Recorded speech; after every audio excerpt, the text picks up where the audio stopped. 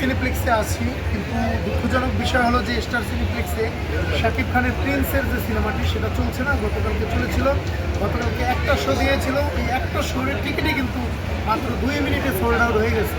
কিন্তু তারপরেও সিনেপ্লেক্স কর্তৃপক্ষ দেখলাম এই সিনেমাটায় আজকে বন্ধ করে দিয়েছে। তারা বলতেছে সিনেমাতে মানে সমস্যা আছে।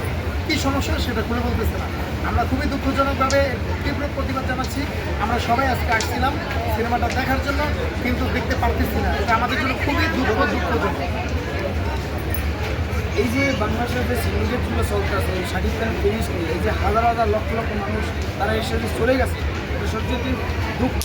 এই দুঃখটা নিয়ে কোথায় যাবো আমরা বলতে পারতেছি না। যে এই যে 4 দিন হয়ে গেছে, এটা মনে হয় ঈদের পর দেবে। এখন যে চক্রান্ত স্টার সিনেপ্লেক্সে যে পুলিশ সেই চালাবে না, সেই চক্রান্ত তারা সফল। কেননা 4 দিন হয়ে গেছে। এখন যদি ছবিটা দেয় তাহলে কোনো আমাদের কোনো কিছুই হবে না। আমাদের আমাদের সুদীপ ভাই কিছু বলবো। এই যে সিনেমাটা দিল না এই বিষয়ে এটা তো ডিরেক্ট সিন্ডিকেট করেছে, এটা তো আমরা প্রতিবাদ আমরা করবো যে কেন তাই এরকম করলো। সারা বাংলাদেশে প্রত্যেকটা সিনেমা হলে প্রিন্স চলতেছে, যমুনা ব্লকবাস্টারে চলতেছে, আপনার কেরানীগঞ্জে লায়ন সিনেমা হলে চলতেছে।